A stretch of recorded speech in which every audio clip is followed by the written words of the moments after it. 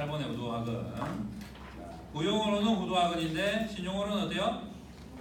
뒤통수 밑에 있죠, 그죠? 그래서 뒤통수 밑 근육이라고 표현합니다. 서브가 이제 밑이라는 뜻이에요.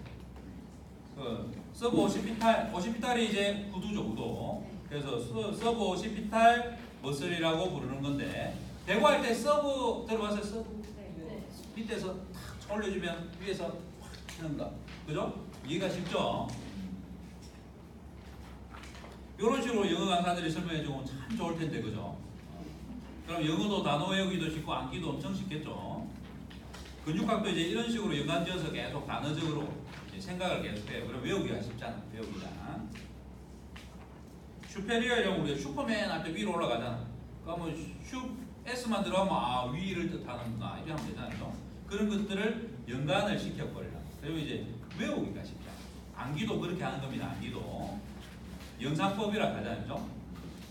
그 상황을 생각하면 그 단어가 생각나게 그렇게 이제 암기를 하는 거죠. 재밌게 암기를 하세요. 재밌게. 어렵게 단순하게 막 무식하게 그냥 그 단어 자체를 외우려고 하지 말고 힘들어요. 그러면. 자, 후두학은 보니까 소우두 직근이 있고 대우두 직근이 있고, 직근이 그러니까 두 개가 있어요. 후두 쪽에 직근이 두 개가 있는데 작은 게 있고 큰 게 있어요. 그럼 작으니까 소, 후두에 있으니까 후두, 직근. 단어를 끊어서 읽으면 그죠? 소, 후두, 직근. 말이 쉽죠? 근데 소두, 직근 연결하면 어때요? 좀 어려운 단어처럼 들리는데 알고 보니까 별거 없죠? 그 다음에 또 대우두, 직근도 마찬가지예요. 대, 크다. 후두, 뒤통수고 그죠? 직선으로 되는 근육. 위에 그림 보니까 있죠? 소문자 부위, 대문자 부위처럼 가운데 그죠? 하나는 극돌기에 1번 극돌기로부터 오고, 그 밑에 있는 큰 대우두, 직근 어때요? 두 번째 극돌기에 부터 내려온다 그죠? 그 다음에 사선으로는 근육이 두 개가 뭐예요? 위에 있으니까 어떻게 하겠어요? 상두사근. 밑에 있으니까 어떻게 하겠어요? 하두사근. 이렇게 부르겠죠. 사자가 경사졌다는 거잖아. 비스듬하게 내려오는 게 행돌기 1번에 붙어서 위아래로 두 개가 붙어 있죠.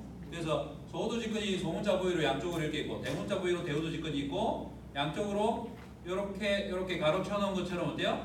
위에 있는 이 선이 상두사근이고 아래쪽에 있는 얘가 하두사근이죠. 그리고 몇 번에 붙는 기시정지를 외우시면 되겠죠. 그리고 35페이지 보면 측면에서 보면 어때요?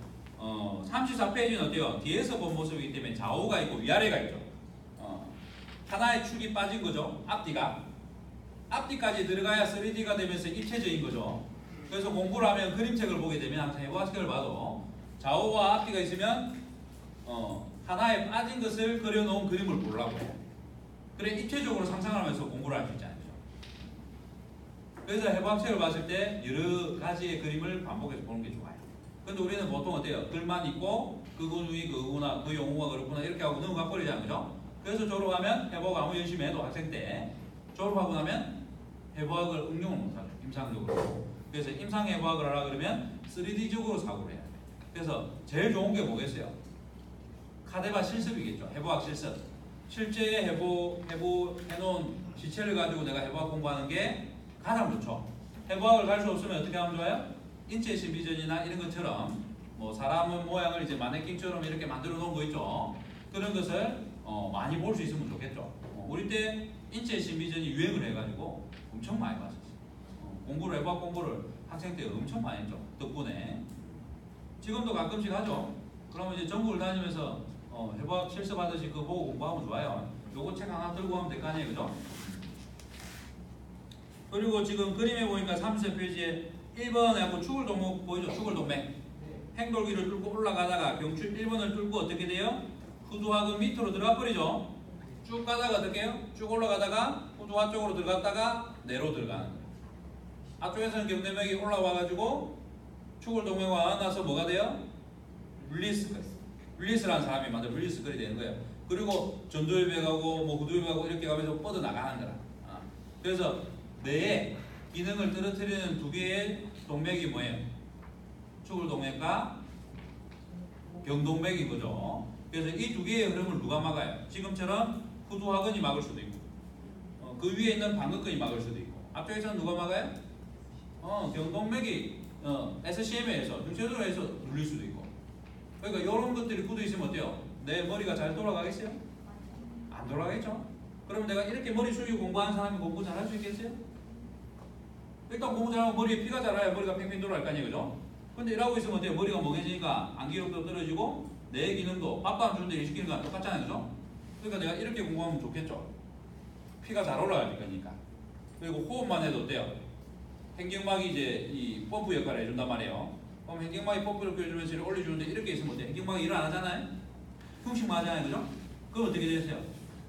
위로도 잘 못 올라가고 올라오지도 못하고 이런 데 공부하니까 한 시간 버티겠어요? 못 버티겠죠? 그러면 공부해야 될 시기는 어때요? 어릴 때도 자세가 이렇게 돼서 이렇게 앉아 있을 수 있는 날에 하는 거야. 그리고 이렇게 앉아가지고 버틸 수 있는 게 나이에 따라 다르겠죠. 어린애들은 한 시간을 못 버텨. 그래서 학년이 초등학교, 중학교, 고등학교에 공부 시간이 다르죠. 네. 쉬는 시간이 중간에 끼고 대학교 때는 어때요? 좀 더 길게 하죠. 네. 어떤 교수는 막 연각으로 2시간, 3시간도 하잖아요. 그죠? 이제 그 정도의 신체적인 발달이 이루어졌고 버틸 수 있는 근육이 힘이 있기 때문에 시간을 그렇게 조절한단 말이에요. 근데 대학생이 돼도 내가 애기처럼 이러고 있는 자세를 가지고 있으면 돼요. 공부를 잘하기가 참 힘들겠죠. 그래서 이렇게 만들려고 노력해. 그래서 우리가 다도를 하거나 이렇게 하면서 차를 바른 자세로 마시는 연습을 계속 해도 돼요. 차를 마시더니 공부를 잘하네? 차 마시는 사람 공부를 잘하나? 이렇게 추리할 수도 있지만 알고 보니까 어때요? 자세가 발라져서 이 공부를 잘할 수 있는 내 몸을 만들어 납니다. 그리고 또한 차의 성분이 나의 순환을 도와주고 머리가 잘 돌아가는 뭔가를 만들어주겠죠. 몸에 좋은 뭔가 있으니까. 그렇게 해서 내가 좋아지는 거죠. 두 가지가 있는 거예요. 두 가지가. 음식이 나에게 들어와서 좋은 영향을 주는 거와 그 음식을 바르게 앉아서 먹는 습관을 만들어가지고 내 몸의 순환이 저절로 잘 되게 하는 두 가지 원인이 있는 거예요.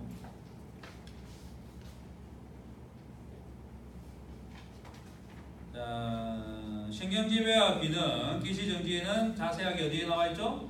유튜브에 기본적으로 나와 있으니까 보시고. 자, 3번에 정상으로 넘어가면 정상 전에 일단 35분의 그림을 보세요. 구두학원의 포인트가 두 개가 있죠. 어디 근육에 있어요? 위에 포인트는 뭐죠? 대우도 지금, 그죠? 적어놔요. 대우도 지금. 밑에는 뭐죠? 하두 사근. 요 두 군데 포인트가 많이 생깁니다. 물론 소호두 직근이나 상두 사근에도 생길 수 있어요. 근데 주로 생기는 게 요 두 개랍니다.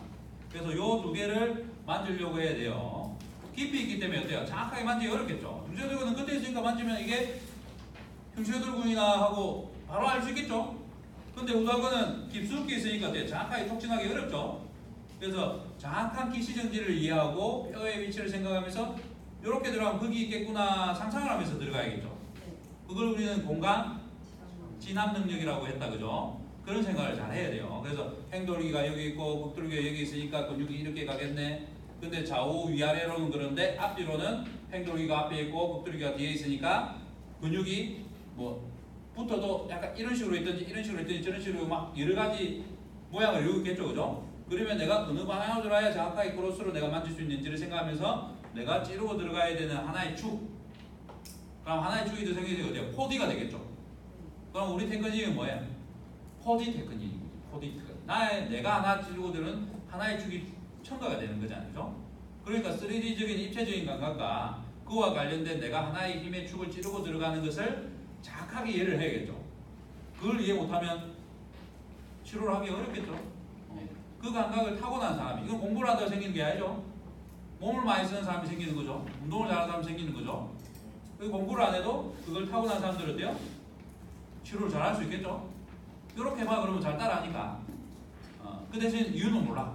왜 났는지도 모르겠고 왜 아픈지도 모르겠어요. 근데 잘 나. 잘 좋아져. 우리가 그런 사람 흔히 뭐라 그래? 야매라 그래. 야매. 그리고 어른들이 사사라 그러기도 하고 따로 배운 적이 없는데 사사, 남에게 그냥 이렇게 배워가지고 지가 이렇게 하는 사람들, 뭔가 고가 학교를 들어가거나 면허를 따가 이런 게 아닌데, 근데 그런 사람들이 오히려 잘하는 사람들이 많단 말이에요. 타고난 몸을 가졌기 때문에. 이론은 몰라도 돼요. 일단 행위를 했을 때 정확한 행위를 배워서 하면 된단 말이에요. 머리가 아플 때 이렇게 하면 좋아져. 이렇게 배워가지고 그 행위만 따라 하는 거지. 근데 기술이 뛰어나다 보니까 어때요? 손기술이 뛰어나다 보니까 효과가 좋은 거지. 근데 물리 주사들 때 앉아서 공부를 많이 하니까 몸이 타고나지 않았죠? 좋아지려면 어떻게 해야 돼요? 앉아있는 시간만큼 내가 몸을 써서 운동을 하고 만들어야 되는데 그러질 않으니까 내가 몸을 잘 못 쓰는 거지. 그러니까 공부만 하다가 졸업해갖고 치료해봐 그러면 어때요? 머리로 치료하는 게 아니라 그죠? 손으로 해야 되는데 손이 훈련이 안 돼 있다 보니까 잘 못하겠죠. 그러니까 지금 학생 때 졸업하기 전에 육체적인 수련을 엄청 많이 하겠죠. 까먹지 마요. 국시만 중요한 게 아니라 치료를 하기 위한 몸부터 만들어야 된다. 몸부터. 치료사들이 지금 가장 잘못했던 부분들이 그거예요. 머리로 깨달으면 뭐든지 다 치료도 될 거라는 착각 속에서 육체적인 공부를 어떻게 해야 되는지를 전수를 못 받아갖고 배우지 못해가지고 막상 임상에 나갔더니 치료가 잘 안 될 때 좌절하고 힘들어하고 심하면 직업을 포기하는 일까지도 많이 있죠. 지금 아주 많아요. 이런 경우가. 여러분 이제 그래 안 되게끔 잘 준비하시고. 자, 그리고 통증은 빨간색이 어디로 가 있어요? 머리에 또 띠드른 듯이 막 있죠. 이걸 이제 표현을 뭐라고 하는지 한번 봅시다. 1번에 보니까 머릿속이 이제 깨질 듯이 터질 듯이 통증이 있어요. 심하게 아픈 두통. 심하게 아픈 두통을 뭐냐면 경화성 두통이라고 해요. 심한 거를 경화성이라고 해요. 그래서 머리가 깨질 듯이 아파. 그리고 머리 안으로 관통하는 것 같으면서 통증의 정확한 위치를 말하기 어려운 두통이에요. 여기 경화성 두통이라 되어 있는데 일명 뭐라고 되어 있어? 동맥경화성 두통이다 라고 되어 있어요. 동맥경화성. 무슨 동맥? 추골동맥. 그 다음에 2번은 환자는 머리 전체가 아프다고 대개 말하고 방사통은 한쪽으로 뒤통수 빼서 눈, 이마까지 앞쪽으로 확장해하고 간다. 이렇게 쭉. 그리고 여기에 보면 동맥경화성 두통이라고 이야기하는데 이제 이걸 생각을 해보면 할수록 동맥보다는 제가 생각할 때는 정맥인 것 같아요. 정맥. 추골정맥. 자, 동맥이 피가 막 갑니다. 그죠? 근데 터질 듯이 아프려면 어떻게 해야 돼요? 정맥이 막혀갖고 못 빠져나오면 터질 듯이 아프겠죠. 터질 것 같으니까 깨질 것 같겠죠. 그러면 제가 볼 때는 동맥이 못 가서 피가 모자라서 터지는 건 아니고 제가 볼 때는 정맥이 못 가는 것 같아요. 정맥이 못 빠져나와서 생기는 경화성 두통이 아닐까라고 저희 학교에서는 지금 해석을 합니다. 근데 이제 처음 이 책을 만들고 이 공부를 했던 사이먼 트라벨 선생님은 추골동맥이라고 생각을 하고 이렇게 정리를 한 거다. 근데 제가 아무리 생각을 해봐도 고민을 많이 했는데 터질 것 같고 깨질 것 같으면 못 나와서 뭔가 빵빵해져야 되는 게 이치니까 제가 볼 때는 정맥이 눌려가지고 못 나오는 게 더 문제가 아닐까. 피는 내가 볼 때는 심장이 밀어보니까 어떻게 가? 팔다리를 못 가면 더 목으로 통해서 뭐 내려가겠죠. 머리가 터지듯이 하는 것은 추골동맥이 갔는데 피가 쭉 갔는데 문제는 뭐예요? 못 빠져나오는 거지. 그러니까 동맥의 문제도 맞는 것 같지만 결국엔 뭐예요? 진짜 이유는 정맥이 못 빠져나와서 생기는 문제가 결국엔 터진다는 결과로 가는 거죠. 그게 지금 제가 볼 때는 맞는 이론인 것 같습니다.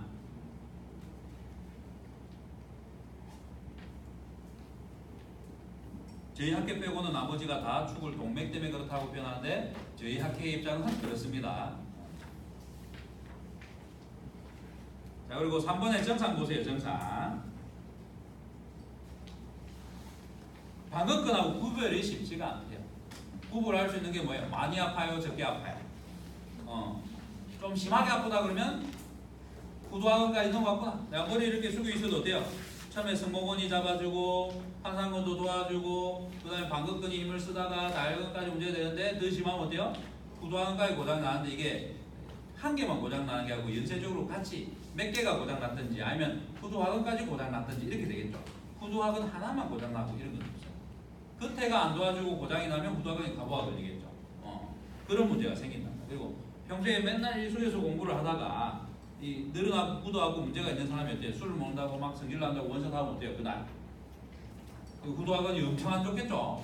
그 다음날 머리에 숙취가 어떻게 생겨요? 무슨 증상? 경화성 두통인데 구두학원에 의한 그 다음날에 숙취가 나타나. 숙취가 해야 돼요.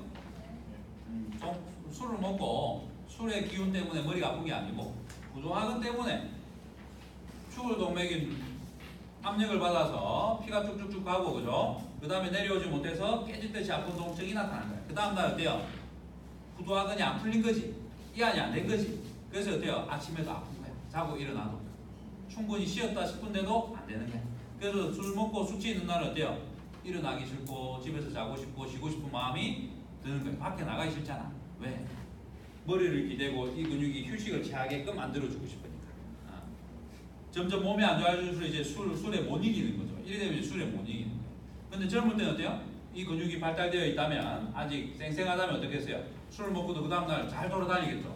숙취가 어때요? 나는 없다라고 이야기하겠죠. 어떤 사람은.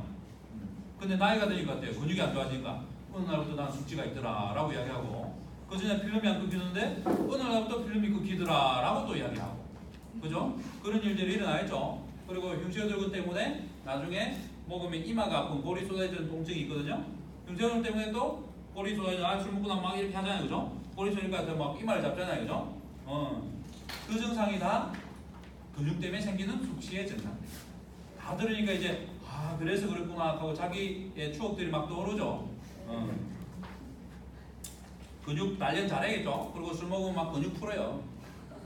근육 풀란 말이에요. 그리고 술을 먹으면 약간 마취가 되잖아. 덜 아파. 기에. 이때 막 풀어. 술 먹으면서. 목도 풀고 뭐도 하고 이러면서 막 풀으란 말이에요. 근데 평소에 만지면 너무 아프잖아요. 그죠? 근데 술 먹고 나면 좀 덜 아프니까 그때 풀으란 말이에요. 그럼 그 다음날 숙취도 없고 회복도 빠르고 기분 좋게 놀고 그 다음날 또 안 힘들고. 술의 단점은 뭐예요? 그 다음날 힘든 게 단점이에요. 술 먹을 때 좋잖아요. 그죠? 기분 좋잖아. 이렇게 좋을 수가 없어. 근데 그 다음날 어때요? 정반대의 세상이 오죠. 너무 힘들어. 힘들어서 술 먹고 기분 좋았는데 그 다음 되니까 더 힘들어. 근데 근육박 빼갖고 술 먹을 때마다 막 풀면 어때요? 기분도 좋은데 그 다음날 되고 몸도 안 아프네. 술 먹어서 이때까지 불편했던 거 다 풀어버렸네. 얼마나 좋겠어요. 그죠? 근육박 빼오면 좋은 점이 많죠. 그래서 근육박 빼오면 술 못 먹는 사람도 술이 좀 늘어. 그 대신 그 알코올의 화학적인 성분 때문에 오는 부작용이 있으니 그거는 참고해서, 가음은 몸에 안 좋다는 거는 똑같아요. 몸이 빨리 회복되는 거지. 가음이 좋은 건 없습니다. 간에 부담이 되겠죠. 해독을 해야 되니까. 그 화학 성분을 막 안 좋은 것들을 해독을 해야 되니까. 그래서 그런 것들까지도 뭐 어떻게 좋아지는 건 아니니까 근육학 믿고 너무 마시면 안 돼요.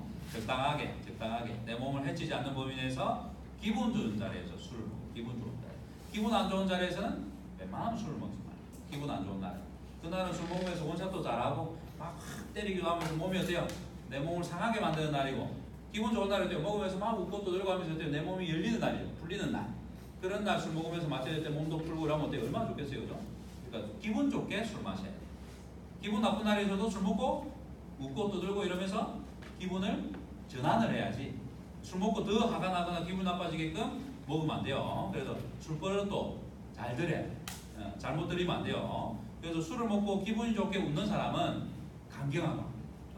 근데 술도 안 먹는데 화를 잘 내는 사람은 감경하거든요. 화를 내면서 하면서 간에다가 압박을 많이 주니까, 그죠? 간의 순환이 안 되면서 간에 문제가 오겠죠. 그래서 여러분들은 술을 먹으면 항상 웃으면서 먹어요. 그 사람은 하루에 그게 한두 병씩 맨날 먹는 것 같은데 나이가 70, 80인데 감경은 안 걸리고 죽도 안 해. 아무도 안 걸려. 죽고 나서 해부를 해보니까 막 싱싱해. 기적을 해갖고 확인을 해보니까. 그럴 수도 있겠죠. 그게 뭐예요? 횡격막을 통하고 내가 웃으면서 몸의 순환을 잘 시키면서 간에 압력을 안 줬던 사람들은 감경하러 안 되고 한단 말이에요. 근데 내가 술도 안 마는데 성격이 꽁해하고 말도 잘하고 보수적이고 뭐 보면 기분 나빠고 이런 다 해도 돼요. 간에 가보가 걸리겠죠. 술을 안 먹어도. 그게 이제 몸이다. 몸을 이해하면 뭐 무슨 탓을 안 해요. 술 탓, 무슨 탓, 저 사람이 나한테 저래서 뭐 이런 것들이 사라진단 말이에요. 그래서 근육학을 공부하면 상당히 좋은 점들이 많아. 근육학은 이런 게 근육학이고 MBS는 어때요? 좀 단순해. 그죠? 일하면 통증이고 뭐 어쩌고 하는데 이런 거에 풀어내지 못한 거예요. 그래서 여러분들은 지금 참 좋은 곳에서 지금 잘 배우고 계신 겁니다. 운이 좋은 거예요. 전생에 나라를 구했어요. 다 독립운동가예요. 여러분들이 전생에 뭔가 좋은 일을 했나 봐요. 그죠? 자, 그리고 이번에 보면 경추 후 근육들과 함께 발병한다라고 이제 금방 단독으로는 잘 안 일어난댔죠. 같이 일어나거나 뭐 다 문제거나 아니면 위에 세 개가 문제거나 이렇게 되는 거지. 구두학은 혼자서만 문제되지 않아요. 구두학은 혼자서만 머리를 잡고 움직이지 않잖아요. 그죠? 그래서 단독은 드뭅니다. 그리고 3번에 보면 후두굴의 무게가 베개에 실리면 바로 약이 되는 두통이 있어. 그래서 이 사람은 베개를 잘 못 베겠죠. 왜 두통이 바로 약이 돼요? 베개를 베는 순간 바로 쭉 늘어나잖아. 짧아져갖고 문제가 되어 있고 손상이 있는데 얘를 늘리면 아프겠어요? 안 아프겠어요? 아프겠죠. 그래서 베개를 베면 바로 아파요. 그래서 이런 사람들은 베개를 못 베고 자겠죠. 항상 턱을 일하고 자야 되는, 새우잠을 자고 웅크려 자고 이런 잠을 자야겠죠. 베개를 베도 어때요? 옆으로만 베개를 베겠죠. 옆으로만. 똑바로 못 잔단 말이에요. 환자 중에 이런 환자들이 실제로 있습니다. 실제로. 그리고 4번에 보면 경추 후부 근육들보다는 바깥쪽에 위치했어요. 그러니까 경방근보다는 어때요? 중심보다는 약간 더 바깥쪽. 그러면 엄밀히 말하면 방긋근보다는 바깥쪽에 있으면서도 유황돌기보다는 안에 있어. 그럼 유황돌기와 방긋근 사이에서 놀면 됩니다. 자, 보시면 유황돌기와 방긋근이 있으면 요거 사이에서 놀아야 여기로 들어가겠죠. 내가 손이. 그리고 생각보다 손이 많이 깊이 들어가야 되죠. 측면에서 들어가면 여기가 좀 뜯고 있는 게 적으니까 어디로 들어가면 좋겠어요? 한상근 쪽으로 들어가야겠죠. 근데 내가 나중에 여기서 들어가면 돼요. 뚫고 들어가는 게 너무 많죠. 손목은, 그 다음에 금방했던 방긋근, 나일근 이런 다 뚫고 들어가 여기를 만지겠죠. 그게 너무 깊어. 그러니까 매뉴를 할 때는 어디로 하는 게 좋겠어요? 이렇게 들어가기보다는 측면에서 이렇게 들어가는 게 좋겠죠. 사선. 그리고 근육도 지금 사선으로 다 붙어 있으니까 어때요? 이 방향으로 들어가는 게 정확한 근육의 크로스, 십자로 만질 수 있는 방법이기도 하겠죠. 그래서 후두학은 어때요? 지금 여러분들이 이렇게 잡고 손을 위로 만세해봐. 위로. 이 상태에서 그대로 뒤통수에 대봐. 유황돌기 쪽에. 그리고 머리를 들어봐요. 4개 손가락으로 머리를 받쳐주고. 들어가죠? 깊숙하게. 이렇게 하고 본인이 셀프로 후두학을 할 수 있죠. 양손으로 하면 같이 이렇게 되겠죠. 그죠?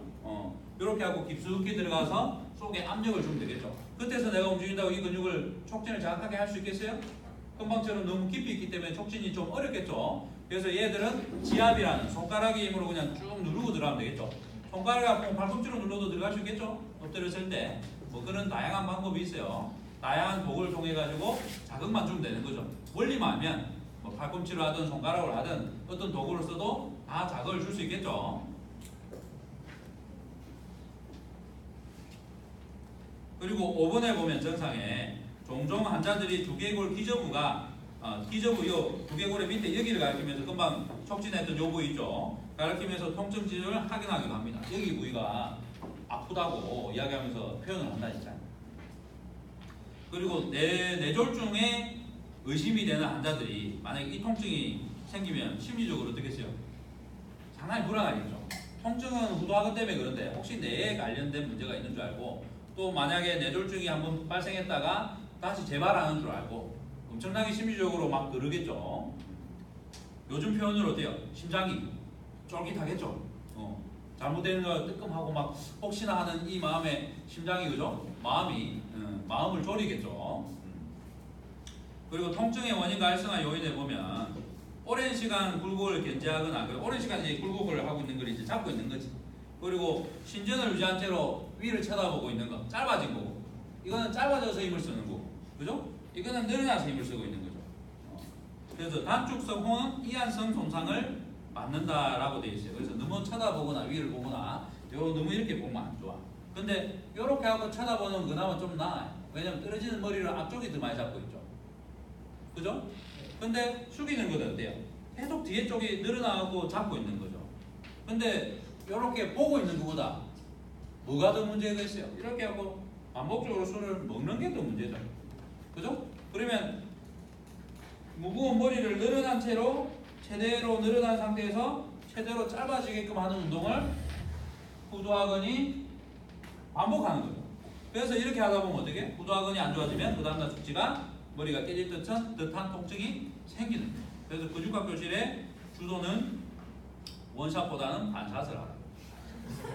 맞아다 뭐 제낄 필요 없잖아. 이렇게 먹으면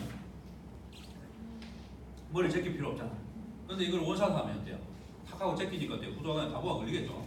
그리고 입에 털어넣잖아. 우리나라 문화는 그냥 팍 털어서 멋지게. 그리고 그 다음날 멋지게 머리가 아프잖아. 우리나라 또 원샷을 좋아하니까 잔 남아있어도 뭐라 하는 이런 문화도 안 좋죠. 우리나라 주도가 좋은 게 아니에요. 좋은 게. 일본을 가면 어때요? 주도가 3잔을 해갖고 계속 채워주죠. 그 우리나라는 채워주면 뭐라 그래요? 다 먹은 채우면. 제사 지낼 때 천잔을 하잖아요. 내가 죽은 사람이가 가면서 뭐라 하죠? 그런데 우리나라 문화인데. 근데 일본은 왜 채워줘요? 예의. 그 예의가 어디서 나와요? 아니 그런 거 말고 문화적인 거. 일본은 술을 데워 먹잖아. 그러니까 식으면 안 되니까 빨리빨리 따뜻하게 이제 미지근하게 이제 데워줘요. 앞에 게 좀 식으면 또 해주고 이렇게. 그리고 처음 따를 때 뜨겁잖아요, 그죠? 그러니까 그런 식으로 한다. 술을 좀 데워 먹는 문화가 있단 말이에요. 문화가. 그런 요인이 또 하나가 있습니다. 일본 가면 사케를 먹으면 따뜻하게 먹을 때도 있고, 차게 또 먹는 거 있고. 지금 젊은 사람들 요즘에 차게 많이 먹죠. 근데 옛날에는 술을 따뜻하게 먹었다. 술을 따뜻하게 데워 먹으면 빨리 취해요. 그 일본에서 술을 따뜻하게 데워 먹으니까 너무 맛있어서 한국 와서 소주를 따뜻하게 데워 먹어봤어요. 엄청 빨리 취해. 엄청 빨리 취해요. 진상손님이죠. 알바 보고 술 좀 데워주세요 하면서 제 가게라서 그랬어요. 제 가게라서 제 거라서 그렇게 강했습니다. 진상사장이죠. 진상사장. 날라가서 불치하잖아. 자, 다음으로 넘어갈게요. 자, 그리고 통증의 원인과 발생할 요인에 보시면 오랜 시간 굴곡은 이거 했죠, 그죠? 그 다음에 2번 오랜 시간 눈을 들어서 위를 응시하는 경우 경추 전체를 뒤로 넘긴다면 흉쇄 눈의 기능이 견제를 위해 가용될 수 있다. 그러면 내가 경추 전체가 넘어가는 건 뭐예요? 이렇게 하고 경추를 전체적으로 이렇게 넘기는 거예요. 그러면 흉쇄 눈이 나오면 되는데 그게 아니라 어때요? 머리만, 턱만 짙게 들면서 이렇게 쳐다보는 건 뭐야? 후두하근이죠, 후두하근. 앞쪽에 있는 머리 무게가 무겁고 뒤통수가 그거 하잖아요. 근데 거기다 등까지 보고 있으면 어때요? 위를 쳐다보는 게 어때요? 떨어지는 머리를 이렇게 잡고 있는 거죠. 근데 제가 아까 얘기했던 신전은 어때요? 등을 피고 있는 조건에서 들었을 때 후두하근보다는 앞쪽이라는 표현이죠. 근데 보통 사람들이 다 어때요? 등이 굽어 있기 때문에 떨어지는 머리를 후두하근으로 계속 신전을 하는 거예요. 드라고 들고 있으면 어때요? 후두하근이 계속 힘을 쓰고 있죠. 근데 내가 등을 피고 이렇게 들고 있으면 후두하근이 안 들죠. 중심축이 어때요? 앞쪽에 있기 때문에 이 앞쪽에 있을 시소의 원리처럼 머리를 들었다 놨다 하는 거죠. 근데 내가 머리가 이렇게 돼 있으면 어때요? 축이 뒤에 있기 때문에 이렇게 들 때마다 어때요? 무게가 100% 실리죠. 그래서 등이 굽은 게 상당히 내 몸에 불리하게 작용하고 특히 목의 입장에서. 그래서 가장 중요한 건 등을 펴주는 거예요. 근데 등을 펴려니까 뭐가 돼야 된다고요? 골반이 앞으로 넘어가야 등이 펴지죠. 그죠? 그래야 등이 펴지려면 골반이 앞으로 넘어가면서 요추가 전만이 되면서 등이 펴지는 거죠. 근데 골반이 뒤로 넘어가 있는데 등이 펴져요? 안 펴지죠. 그래서 일본에서는 니시요법이라고 고관절을 중점으로 치료하면 모든 병이 낫는다라고 하는 테크닉이 있어요. 치료 테크닉이. 근데 우리나라에 그 협회가 지금 왕성하게 활동하나요? 안 하죠. 우리나라에 왜 안 먹힐까요? 우리나라는 양반다리 문화라서 고관절이 좋아.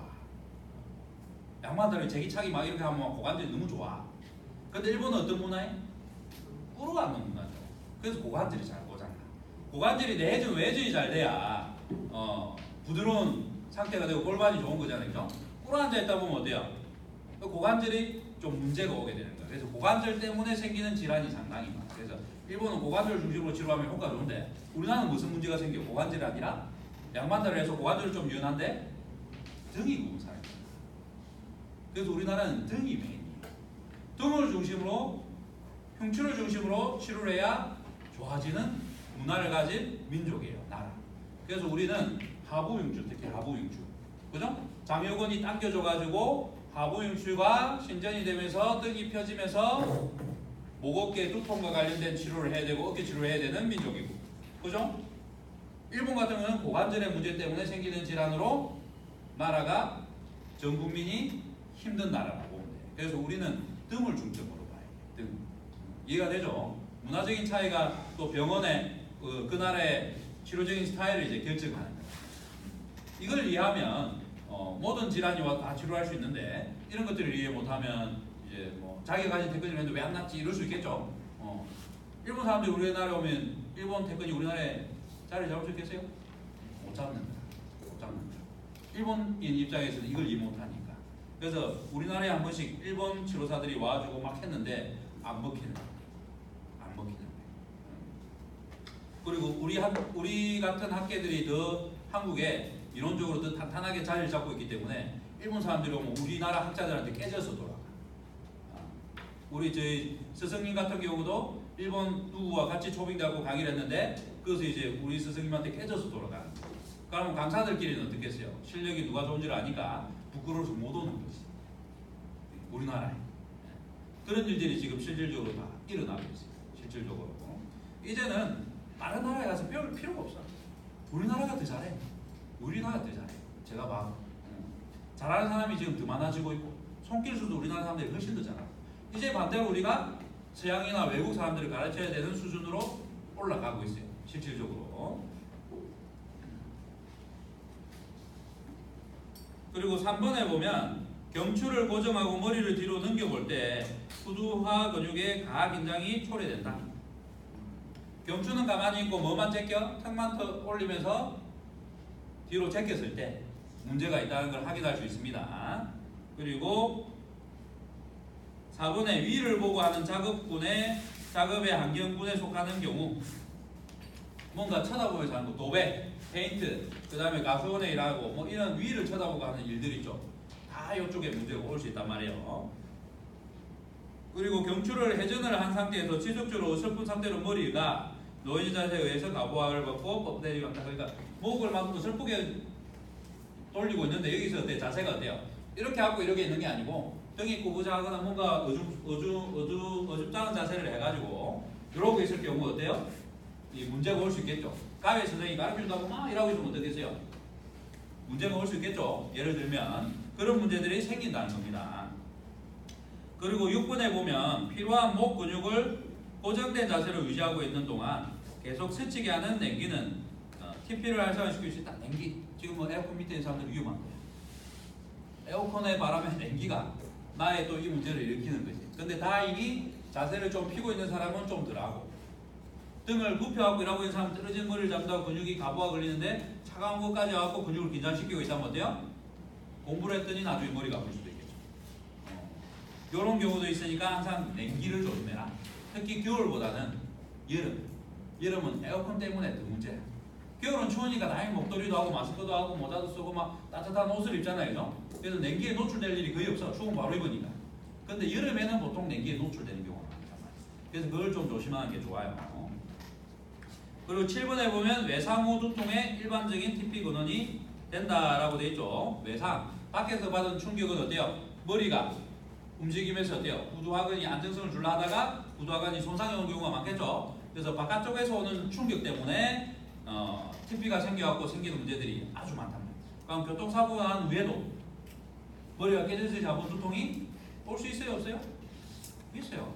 이런 문제들이 있단 말이에요. 나중에 이제 법적으로 만약에 손해배상 하려고 하는데 보험회사에서 머리 아픈 건 못 해주겠다 이래서 하고 하면 어때요? 이거 근거 자료로 내면서 어때요? 소송하면 우리가 이기겠죠? 근육학 공부하는 사람들은 그런 쪽도 유리할 수 있어요. 그죠? 지금 제가 아는 사람 중에 한 명 치료를 좀 해줬는데 교통사고 나고 발목 골절이 와가지고 기부스하고 왔단 말이에요. 그 기부스를 풀었는데 너무 쩔뚝거리고 다니는데 내가 보기에 안쓰러워가지고 이 트렁크 포인트를 좀 풀어주고 했더니 금방 통증이 사라지는 거지. 막 엄청 좋아하는 거예요. 그러다가 또 한 달 뒤에 내가 보니까 그래도 아직도 쩔뚝거림이 있고 통증은 줄었다 가는데 누워있으면 욱신욱신하고 쑤시다 그래가지고 신경증상이죠. 신경이 눌리고 있구나 싶어서 그걸 좀 더 풀어주니까 또 이제 쑤셔서 잠을 자는데 잠도 잘 잔다. 그러고 이제 좀 더 ROM에 넣으니까 계단을 오르내리는 게 더 편해진 거지. 합의금 얼마 받아요? 그랬더니 2천만 원 정도 준다던데 그러는 거야. 와, 그럼 내가 2천만 원 받고 이거 치료해주면 못할까? 라는 생각이 들 수도 있겠죠. 2천만 원이 뭐예요? 그 사람의 아픈 거에 대한 합의금이야. 장애가 남을 수도 있거든. 그것 때문에. 근데 그걸 깔끔하게 해결을 한다면 어떻겠어요? 그 정도의 이제 돈을 합의금을 주는 거잖아요. 근데 우리 같은 사람 만나면 어때요? 그 합의금 받아고 얼마 써도 안 하고 어때요? 몸 좋아지게 해줘 보니까 자기는 얼마나 큰 이득이 있어요. 근데 우리 같은 치료사 못 만나면 어떨 것 같아요? 그 사람이 병원을 갔는데 마음에 안 들어서 안 간대. 별로 해주는 것도 없고. 왜 아직 합의를 안 받았으니까 어때요? 실비보험이나 도수치료 이런 거 비싼 거 안 되잖아요. 그죠? 그러니까 기본적인 치료만 받으니까 어때요? 효과가 없는 거죠. 빨리 합의를 보고 어때요? 치료 잘하는 사람 만나서 치료하는 게 좋은 거죠. 그래서 우리 같은 사람 만나면 장애도 없이 오히려 더 안 좋은 쪽보다 더 좋게 만들어주고, 그리고 오른쪽 다리가 안 좋아서 몸을 긴장해갖고 척추나 이런 것도 다 굳을 거 아니에요, 그죠? 그럼 골반도 긴장이 되겠죠? 한쪽으로 좀 쭈그렸으니까 한쪽은 긴 다리 패턴이 되고 한쪽은 짧은 다리 패턴이 되잖아요, 그죠? 이쪽만 지탱을 계속하고 이렇게 다닐 거니까, 그죠? 이렇게 되게 되면 이쪽에 가부가 걸리고 이쪽 다리가 짧은 다리 패턴이 되고 골반이 뒤로 누우면서, 그리고 이쪽은 긴 다리 패턴이 되면서 어때요? 골반 틀어지고 척추가 틀어지면서 어때요? 척추의 코어 모슬들이 긴장을 해버리겠죠.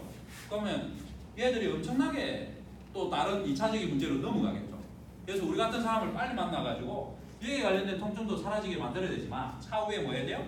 고관절의 문제라든지 척추의 문제까지 전이된 것들을 고상자분들 생긴 문제를 해결 다 해줘야 돼요. 그게 2천만 원짜리 합의금입니다. 그 모든 걸 해결. 근데 이거를 해결을 잘못해주고 장애가 남으니까 비용을 비싸게 줍니다. 근데 실제로 저 같은 사람 만나면 어떻게 해서 2천만 원 쓰겠어요? 1,000만 원도 안 쓰고 다 고쳐주셨어요. 이런 문제들. 그럼 그 사람은 어때요? 1,000만 원 쓰고 1,000만 원 버는 거죠. 그러면 자기가 고생한 거에 대한 정신적인 피해나 그리고 일 못하면 생긴 손해에 대한 보상을 받는 거죠. 그게 가능하다는 거예요. 실질적으로. 저 같은 사람이 보험회사에 취업하면 좀 치료 빨리 해줘버리고 합의금 조금 주겠죠. 빨리 나서면 어디 일도 빨리 할 수 있으니까. 나중에 이거 보고 보험회사 전화 올지 모르겠습니다. 자, 그런 것들이 있어요. 그런 것들이. 자, 오늘은 여기까지 하고 다음 극상근 할게요.